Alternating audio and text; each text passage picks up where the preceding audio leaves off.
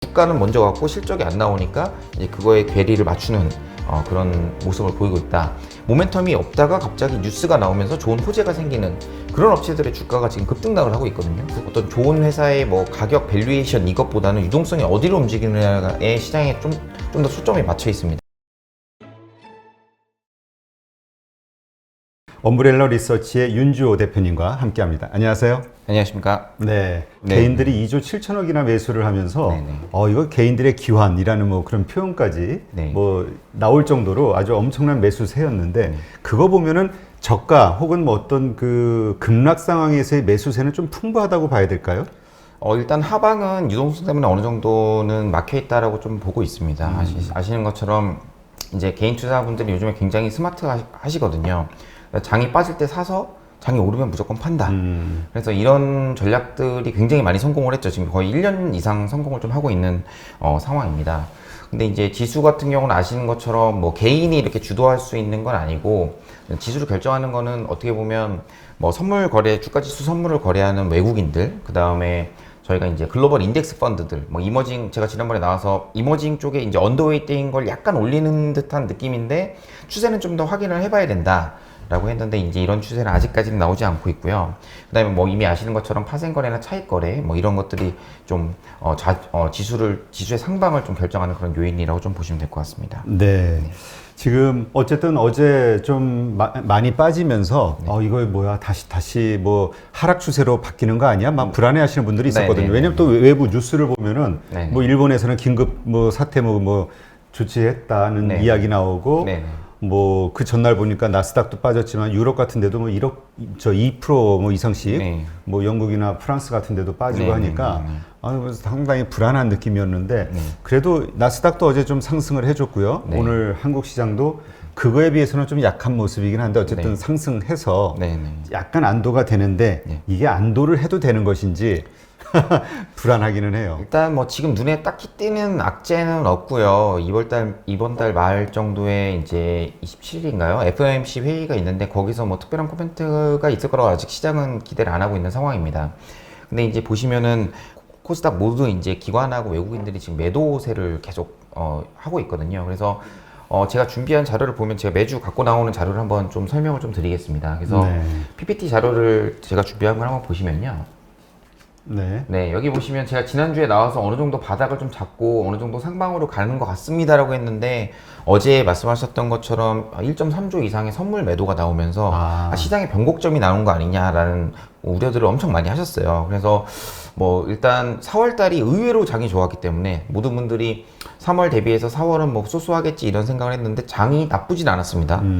근데 말씀드린 대로 수출주, 삼성전자, 뭐 현대차, 기아차를 비롯한 이런 수출주만 안 좋았고 나머지는 다 주가가 지수 상승을 다 이끌었거든요. 그래서 지금 보면은 외국인들이 다시 또 선물을 매도를 했기 때문에 여기서 이렇게 추세적으로 하락일 것이다라고 보기엔 좀 어려운 국면이고 제가 볼 때는 한국은 코스피가 오르려면 수출주가 올라야 되고요.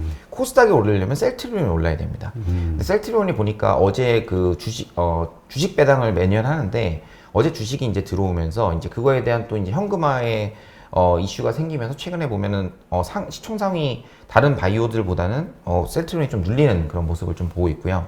그래서 저희가 보고 있는 지수랑 이제 저희가 시총 상위주 위주로 하셨던 개인 투자자분들은 엄청난 소외감을 4월달에 느낄 수밖에 없었다 이런 생각을 하고 있습니다. 그러니까 이제 그 현대차, 삼성전자, 하이닉스, 네네. 뭐 기아차 이렇게 우량주 중심으로 대형주 중심으로 네네. 투자를 많이 했단 말이죠. 네네. 그리고 또 그게 좋은 어떤 그 투자 패턴이라고 또 우리가 네네. 생각을 하고 있었고. 네네네.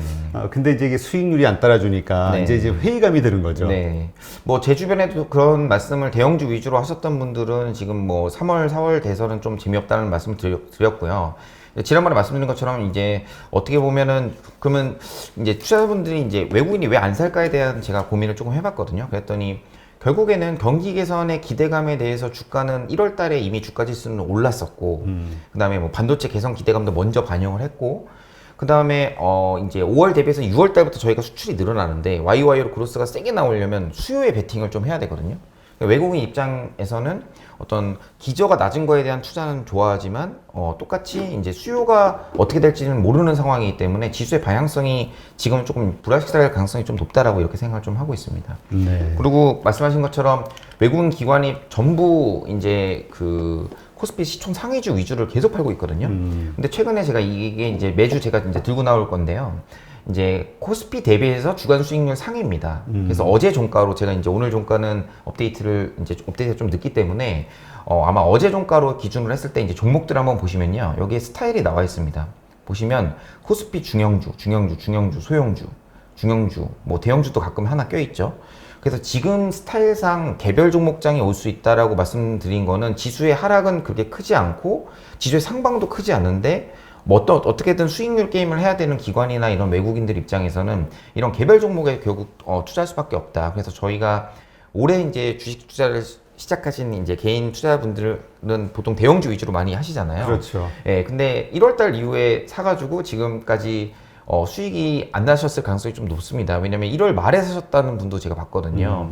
그래서 이런 소외되는 패턴이 아마 제가 볼 때는 어느 정도 수출주가 반등에 나오는 시점까지는 좀 힘들지 않을까 이렇게 생각을 좀 하고 있고요. 그래서 저는 그 시점을 그때 말씀드린 것처럼 5월 그 10일 수출 데이터를 한번 강하게 올라오는 모습을 봐야 될 것 같지만 그때까지는 일단은 계속 지금 지지부진한 상황을 좀 보일 것 같다. 그래서 예전처럼 보시면 수출주가 이제 좋은 얘기가 나와도 당일에 예전 같으면 1월달 같으면 5% 이상 올랐었는데 지금은 미동도 안 합니다. 기관 투자자들도 오히려 계속 팔기만 하고요. 그러니까 지금 네네. 이 연기금 1% 비율을 올리면서 네네. 좀 이렇게 매도세가 좀 잠잠해질 줄 알았는데 네네.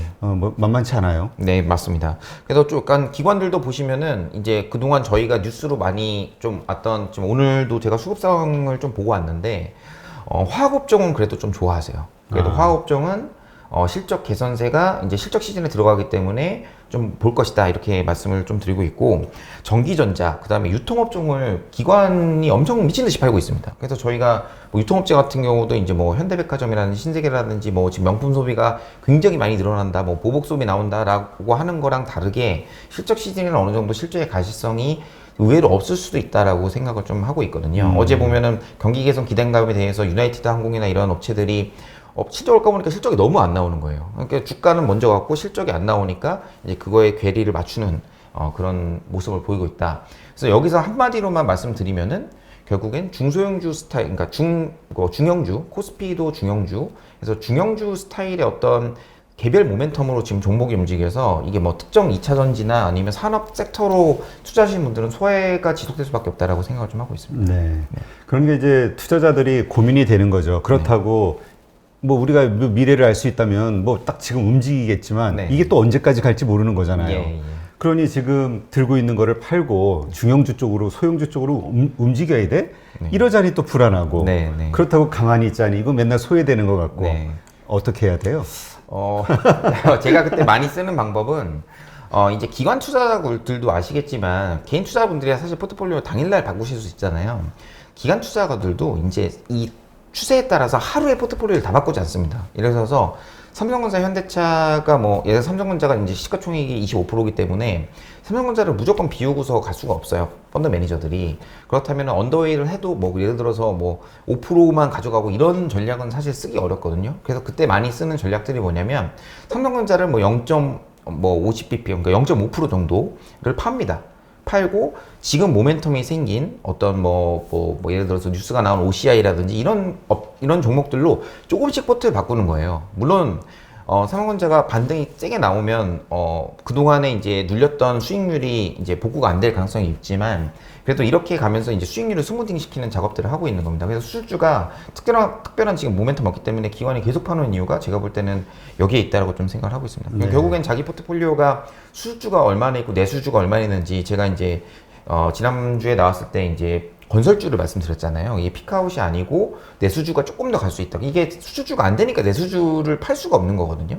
그래서 아마 이런 시속 게임이 좀 나오지 않을까. 결국은 삼성전자, 현대차가 올라야 이제 내수주 그동안 차익 실현이 나오면서 이쪽으로 이렇게 스위칭하는 모습이 나오지 않을까 이렇게 생각을 좀 하고 있습니다. 네. 그러니까 지금 이제 경기 민감주, 네. 그래서 뭐 요즘 말씀하신 대로 화학주라든가 이렇게 잘 오르기는 하는데, 네. 그다음에 반도체도 소부장들은 많이 올랐잖아요. 네, 네. 그러니까 지금 들어가자니 너무 고점인 것 같고 네, 네. 오히려 물릴 것 같단 말이죠. 네, 네. 이게 그러니까 고민이에요. 그러니까 그냥 안전하게 우리가 그냥 평범한 주인의 입장에서는 마음은 좀 답답하지만 그냥 엉덩이 뭉개면서 견뎌보자 이러고 있는데 네, 그 뭐 대부분의 그 전문 투자자 분들도 지금 굉장히 좀 힘든 구간이고요. 뭐 저도 오늘 점심 때 예전 뭐 운용사에 지금 현직 운용사에 계신 친구랑 만나서 이렇게 얘기를 해봤는데 쉬운 장이 아닙니다. 이게 눈에 보이는 거와 저의 수익률이 괴리가 좀 있거든요. 그래서 말씀하신 대로 어느 정도 포트폴리오를 조금씩 바꿔가는데 요즘에 그러니까 주식의 특징이 이제 제가 지난번에 나와서 이제 신규 종목들을 좀 잘 보셔야 된다 했는데 신규 종목들이 웬만한 게 다 올랐습니다. 그래서 어느 정도 모멘텀이 좀 소멸된 것 같고 제가 좀 제언드리고 싶은 거는 뭐 특정 섹터나 이런 것보다는 뉴스를 보시면서 그동안 좀 많이 눌려있던 종목들 예를 들어서 뭐 OCI도 조정이 크게 나오진 않았습니다만 이제 폴리실리콘 가격이나 이런 것들이 매주 수요일날 발표가 되는데 이게 나오니까 바로 반응을 했거든요. 어제는 또 이유 없이 급락을 했어요. 예, 그래서 이런 것들은 어느 정도 좀 장기 트렌드가 좀 형성됐다라고 볼 수 있고 뭐 예를 들어서 솔루스 첨단소 예전에 저희 2차전지 뭐 동박한다 뭐 OLED 안정적이다 해서 굉장히 좋아했던 회사들인데 눌려있다가 지금 어떤 기관들의 매수세가 조금씩 들어오거든요. 그래서 이런 종목들 그러니까 이 종목들의 특징을 한번 보시면은 시가총액이 딱 보셨는데 20조가 넘으면 일단 무겁습니다. 요즘에 외국인들이 들어오지 않으면은 그러니까 시총이 네 시가총액이요. 무겁습니다. 그래서 지금 요즘에 움직이는 걸 보면 기관 투자자가 그렇다고 막 시가총액 3천억, 4천억짜리만 계속 살 수는 없거든요. 그렇죠. 그래서 종목을 피킹하실 때 어떤 종목을 고를까라고 보면은 그래도 지금 4월, 5월 달 기준으로 봤을 때는 시가총액 3, 4조 정도 아니면 뭐 10조 미만에 있는 종목들 중에 좋은 뉴스가 나오고 그동안 좀 눌려 있었다. 못 오른 종목들에 대한 니즈가 많다라고 보시면 좀 될 것 같습니다. 뭐 답답하신 분들 뭐 지금 말씀하신 대로 이렇게 좀 움직인다 해도 그냥 조금만 가야겠죠. 이게 지금 또 포트폴리오를 아주 크게 바꿨다가는 또 애매해가지고. 네, 뭐 저도 말씀은 이렇게 드리지만 또 내일 또 어떤 또 그 수출 대형주가 또 금방 움직이는 장이 알 수가 없으니까. 네, 없고 뭐 왜냐하면 제가 요즘에 시장 트렌드가 굉장히 빨라졌다고 생각하는 게. 뭐 예전에는 사실 뭐 운용사 분들, 뭐 애널리스트 분들 해서 여기서 어떤 시장의 트렌드를 먼저 이제 들어가서 이제 뭐 이렇게 뭐 나중에 개인들한테 판다, 뭐 개인 분들 투자분들 입장에서는 기관이 물량을 떠넘긴다, 뭐 이런 말씀을 많이 하시는데 요즘은 기관이 더 못 봅니다. 예, 왜냐하면 저희가 세미나도 중간에 해야 되니까 장에 뭐 이렇게 미팅에 들어갔다 나오고 근데 요즘에 이제 개인 분들이나 아니면 뭐 요즘에 그 리테일 쪽이 많이 커졌기 때문에 어떤 PB분들이나 이런 분들이 어떤 주식을 이렇게 사고 파는 그런 로직들이 펀더멘탈이 없는 회사가 아니라 펀더멘탈이 있는데 모멘텀이 없다가 갑자기 뉴스가 나오면서 좋은 호재가 생기는 그런 업체들의 주가가 지금 급등락을 하고 있거든요. 그래서 어제 틀리고 오늘 틀리고 내일 틀린 이런 시장 상황이 계속되니까 이제 투자분들 좀 지치긴 하죠. 네. 그래서 뉴스를 좀 최근에는 좀 면밀하게 보고 이게 그동안 반영이 됐나? 가격이 제가 드리고 싶은 거는 말씀은 첫 번째로 가격 반영이 됐냐는 겁니다. 저 2차전지 좋아요, 뭐 좋아요 다 맨날 듣는데 이미 다 아시는 내용이죠. 근데 가격이 어느 정도 눌려 있는데 종목에 뉴스가 나왔는데 이게 이제 바닥에서 좀 꿈틀꿈틀한다. 이런 종목들이 최근에 보면 수익률이 좀 좋더라고요. 그래서 이런 종목들을 좀 참고하시면 될 것 같습니다. 네. 하여튼 뭐 주가 지수는 상승이 되는데 뭐 시총 1, 2등이 뭐 삼성전자나 하이닉스 이런 데는 뭐 오히려 마이너스니까 좀 답답해가지고 뭐라 말하기가 그런데 또 하긴 또 다른 면으로 보면은 우량주, 뭐 이제 뭐 성장주이기도 하죠. 네네. 지금은 네. 이런 아주 가치주에 투자를 해놓고 매일매일의 시세를 보고 있다는 것 자체가 이게 좀 잘못된 거 아닌가 싶은 생각도 들긴 해요. 이거 뭐 한 몇 개월마다 한 번씩 이거 봐야 되는 거 아니야? 이런 생각이 들 때도 있긴 하거든요. 맞습니다. 이제 뭐 사실 펀드 운용하시는 분들도 얘기를 하는 게 그냥 나 요즘에 장 너무 피곤해서 어차피 제가 따라가지도 못할 것 같고 그냥 사놓고서 그냥 차라리 탐방 다니면서 시세를 안 봐야 될 것 같다라고 얘기하시면서도 시세의 급변동이 조금만 매매를 안 하면은 어떻게 보면 수익을 못 챙기는 그런 구간이 나오니까 어쩔 수 없이 그럴 수밖에 없는 트렌드가 된 거고요. 미국 같은 경우에는 지금 HFT라고 하는데 하이 프리퀀시 트레이딩 뭐 이런 전략들이 이미 성행하고 있습니다. 그게 뭐냐면 알고리즘 매매 이미 다 아시는 내용들이고 뉴스가 나오면 키워드로 해서 그냥 로보트가 자동으로 주식을 매매를 하는 그런 스킬들입니다. 그래서 한국에서도 이런 어떤 운용사들이나 이런 쪽에서 이런 걸 채택하는 곳이 굉장히 많거든요. 그래서 이제 이런 뉴스들을 좀 잘 보시면서 여기에 관련된 종목들이 뭐가 있을까라고 스터디를 미리 해놓는 게 좀 좋을 것 같다라는 생각을 하고 있습니다. 네.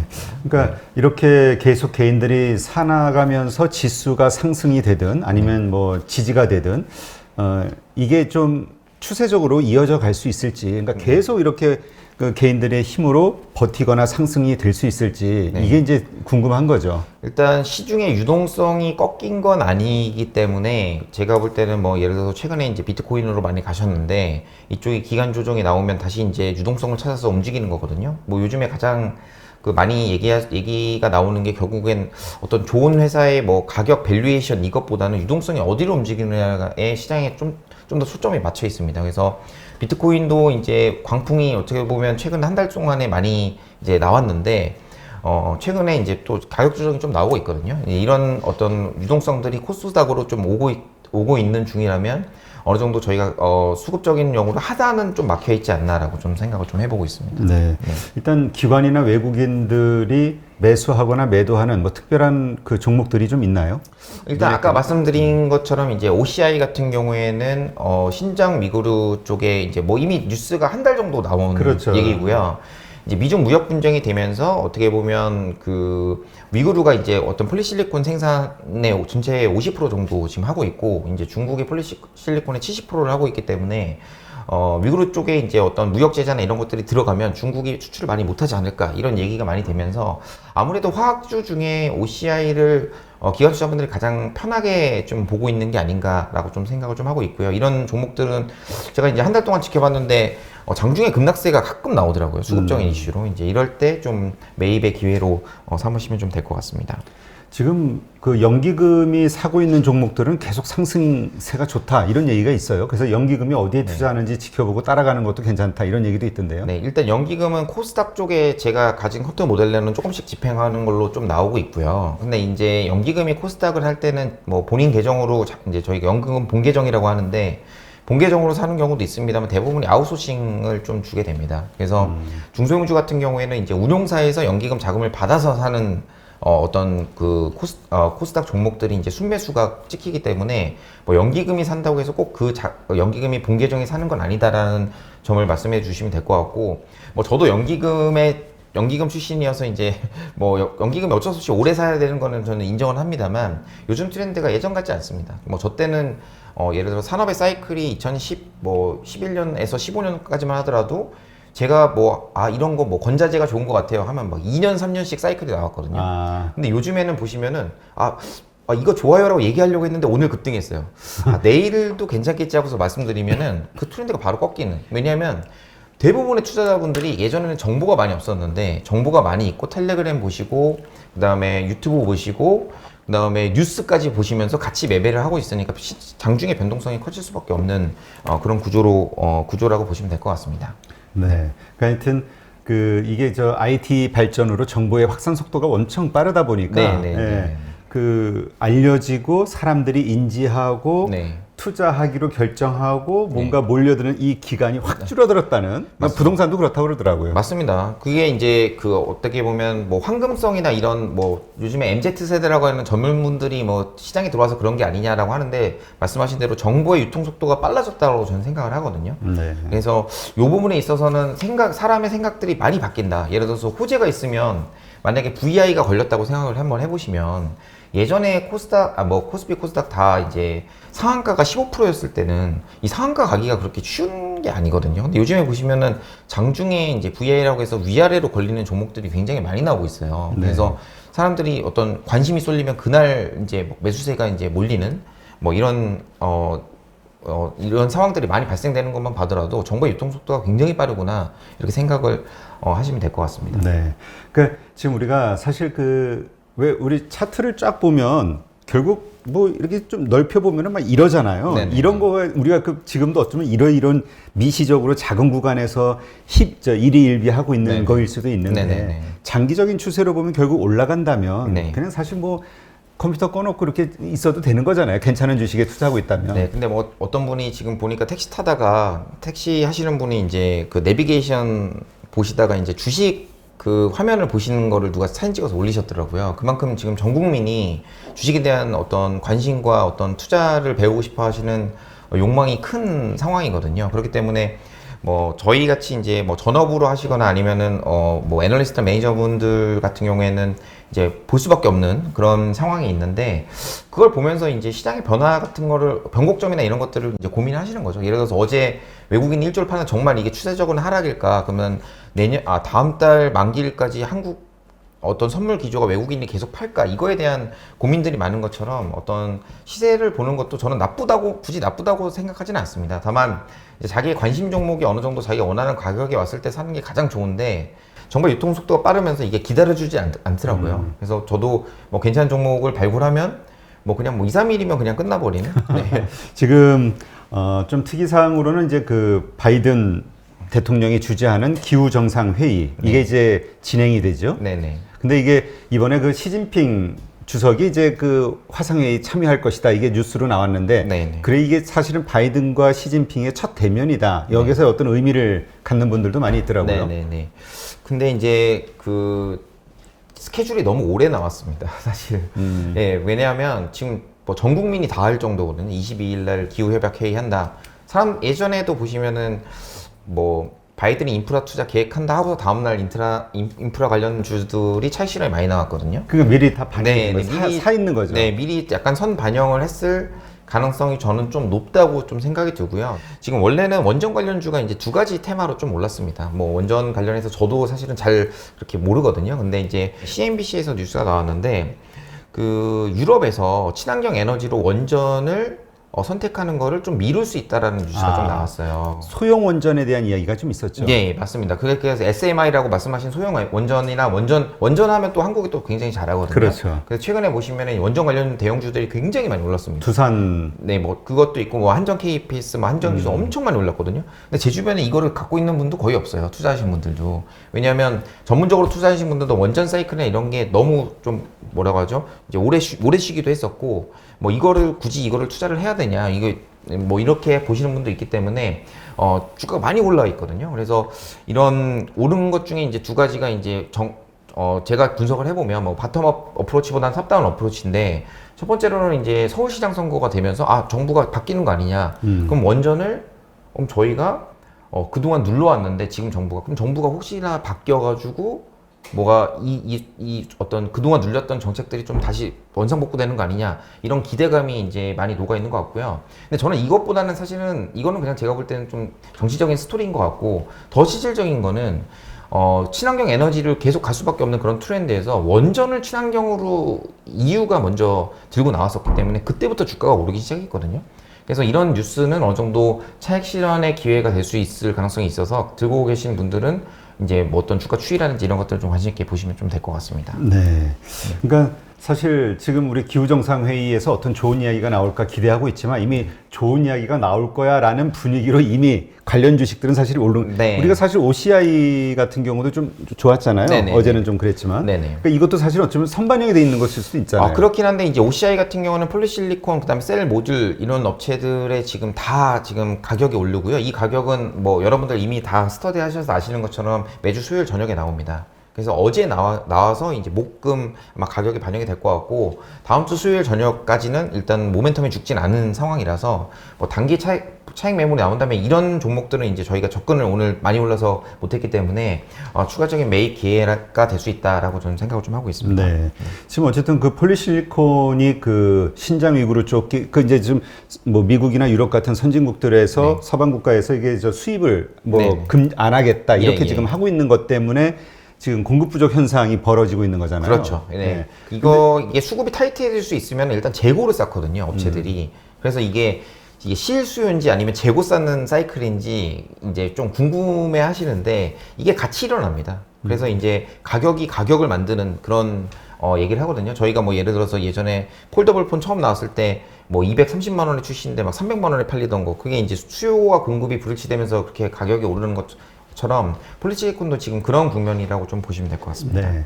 근데 아까 얘기하신 것처럼 원전, 이게 사실 우리는 그 공해 뭐라 그러죠? 이거를 좀 그 안 해야 되는, 터부시해야 되는 어떤 그 뭐 에너지로 이제 생각을 해 왔었는데, 유럽이 이제 약간 소형 원전을 중심으로 이걸 친환경 쪽으로 넣느냐에 대한 이슈가 이제 생겼어 가지고 이제 우리가 기대감이 있었는데 네네. 이게 다시 사라진다면 네. 이제까지 올라왔던 그 원전주들 이거는 다시 또 가격 하락의 또 요인이 될 수도 있겠네요. 네, 물론 뭐 언론 매체 하나에서 뭔가를 낸 거는 그냥 의견을 낼 수가 있는데 만약에 이런 뉴스들이 계속 된다면 결국엔 주가에는 영향이 받을 수밖에 없다라고 생각을 좀 하고 있고요.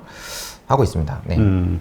근데 사실 뭐 채팅창에도 어떤 분이 그런 얘기 하셨는데 원전이 친환경일까? 이건 또 생각을 안 해봤던 화두예요. 네. 네. 아, 근데 제가 볼 때는 그게 이제 실질적인 발전 단가 때문에 어쩔 수 없이 선택했다라고 저는 생각을 하고 있습니다. 뭐 이미 아시는 것처럼 태양광, 뭐 수력 발전, 풍력 발전, 친환경인 거 다 저희 알고 있죠. 근데 발전 단가가 안 맞기 때문에 결국에는 전기를 만드는 데 있어서는 뭐 한국도 마찬가지지만 기저발전이라고 하는데 원자력이 가장 뭐 50% 이상 비중을 차지하고 있는 이 비중을 조금 내려서 이제 주가들이 많이 빠진 거였거든요. 그래서 이제 이유가 어떻게 보면은 말씀하신 대로 청정 에너지에 선정을 하게 되면 이게 굉장히 큰 모멘텀이었던 게 원전 발전소를 지을 수밖에 없는 그런 구조로 되면서 원전에 대한 수리를 하거나 아니면 원전을 짓는 이런 업체들이 세상 그 글로벌로 몇 개 없습니다. 그래서 이제 특정 수혜를 좀 많이 받았다 이렇게 보시면 될 것 같습니다. 네. 네. 지금 우리가 그 뭐라 그러죠? 이 폴리실리콘 네네. 이것 때문에 지금 그 OCI가 됐든 이제 이 태양광 쪽에 이제 수혜로 생각을 하고 있는데 그 만약에 시진핑하고 바이든하고 뭐 뭔가 뭐 쉽게 되지는 않겠지만 네. 약간 뭐 해빙 무드가 좀 생기면 네. 이것도 또 우리 수출에는 좀 지장이 있는 거겠죠?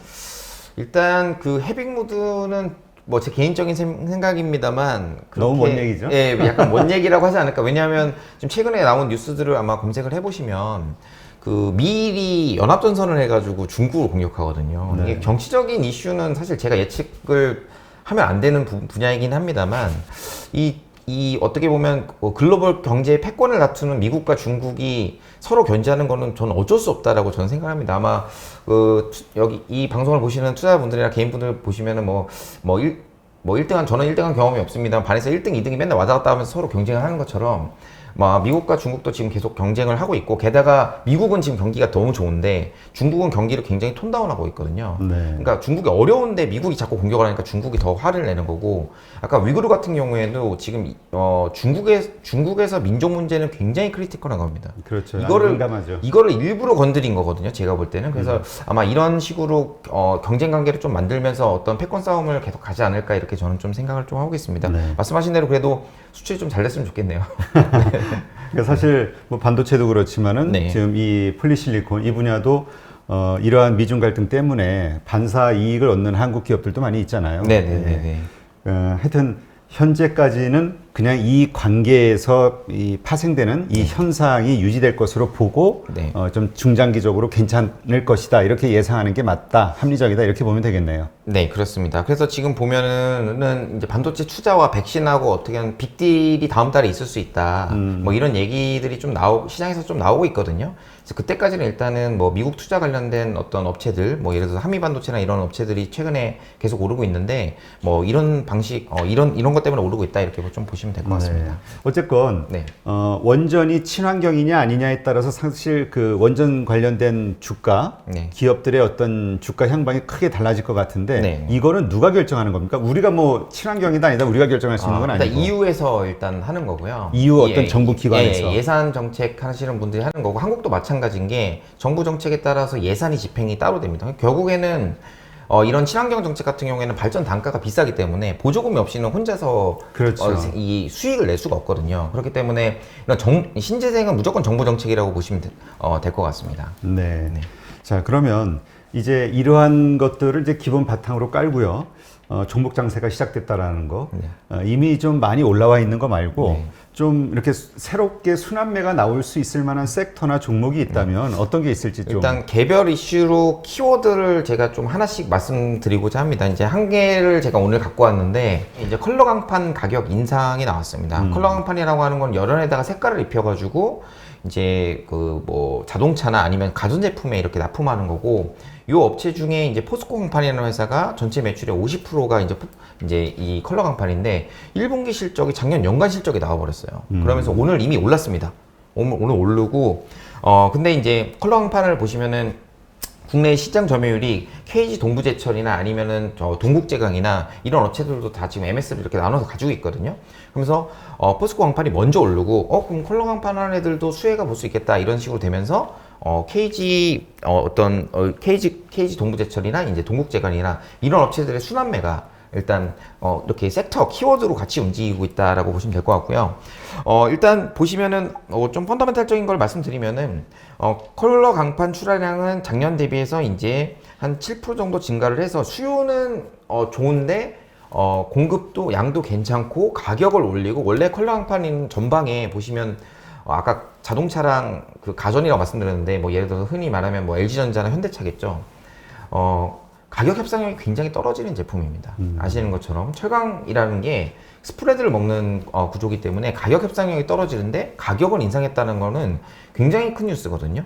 그래서 여기에 가격을 이제 어떤 전가시킬 수 있다는 기대감. 그러면 1분기 실적이 잘 나왔는데 2분기도 더 좋겠구나.